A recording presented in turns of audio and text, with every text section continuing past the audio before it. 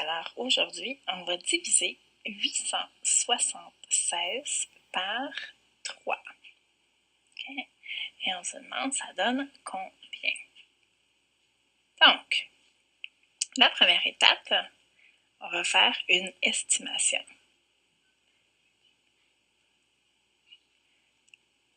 La raison pour laquelle on fait une estimation, c'est que ça nous permet après de venir valider notre réponse. Okay? Pour faire une estimation, on va utiliser ce qu'on connaît dans les multiples de 3. Okay? Donc, je sais ici que 3 fois 2 me donne 6. Donc, 3 fois 200 va donc me donner 600. 600 est plus petit que... Alors, 600 est plus petit que ma réponse. Donc, je sais que la réponse va être plus grande que 200. Donc, si je viens ici, 3 fois 3, je sais que ça me donne 9. Donc, 3 fois 300 va me donner 900, qui est plus grand que ma quantité initiale.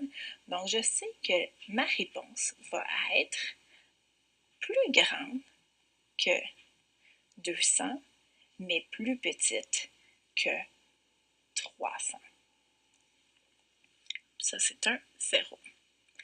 Alors, tout d'abord, quand on a terminé ça, on va, une première façon de faire la division, c'est de faire une division comme dans un tableau. Un peu comme la façon dont on utilise dans la classe avec le matériel de manipulation. J'ai ici, comme mon diviseur est de 3, je vais faire 3 sections dans mon tableau. Et je vais y aller avec les multiplications ou les divisions que je connais. Je le sais que ma réponse va être plus grande que 200, donc je vais tout de suite mettre 200 dans chacune de mes sections. Okay?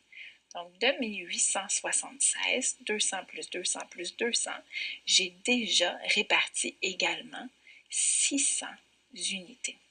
Il me reste maintenant 276 unités à séparer. Comme c'est plus petit que 300, je sais que ma réponse va être plus petite que 100. Parce que si je mettais 100 plus 100 plus 100, ça me ferait 300 et j'en ai pas assez des unités pour avoir ça. Donc, je vais y aller avec 50. Je ne sais pas exactement si ça va arriver à 276, mais c'est pas très grave parce que l'objectif, c'est pas d'arriver du premier coup à la réponse. C'est de tranquillement, avec ce que je connais et avec les multiplications que je connais de 3, arriver le plus près possible de 276. Donc, pour savoir combien ça me donne d'unités, tout ça. Donc, 3 fois 5, je sais que ça donne 15. Donc, 3 fois 50 me donne 150.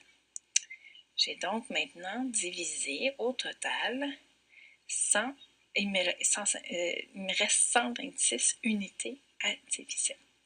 Donc là, je ne sais pas, 126 divisé par 3, ça donne quoi? C'est pas ça l'objectif, mais je pense que je sais qu'il va en avoir au moins 30 dans chacun de mes paquets ici. Parce que je sais que 3 fois 3 me donne 9. Donc, 3 fois 30 me donne 90. Je vais soustraire 90 et il me reste 36. Donc, 36, alors ça, 3 fois combien donne 36? Je ne suis pas certaine, mais je sais que 3 fois 10 va me donner 30. Ici, 3 fois 10 va me donner 30. OK. 30. Et ensuite, il me reste 6 à diviser. Et là, j'en ai 2 dans chacune de mes sections.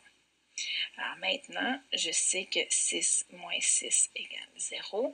Il ne me reste plus rien ici à diviser. J'ai déjà réparti en 3 parties égales 1876.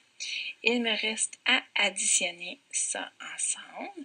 Donc, 200 plus 50 plus 30 plus 10 plus 2. Alors, 2, 5, 8, 9, 2, donc 292.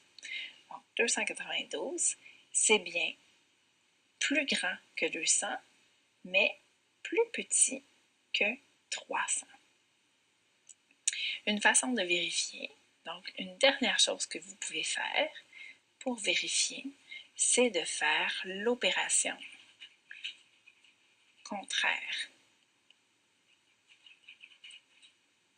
Alors, dans mon opération contraire ici, l'opération contraire est la multiplication. Je vais faire 292 fois 3. Alors, j'ai 2 unités fois 3, ça me donne 6. 9 dizaines fois 3 me donne 27 dizaines ou 270 unités. Et 2 centaines fois 3 me donne 6 centaines ou 600 unités. J'additionne tout ça, 6, 7, 8, 876, et c'est la même réponse. Je vais donc assurer que 876 divisé par 3 égale 292. Es-tu capable d'en faire un?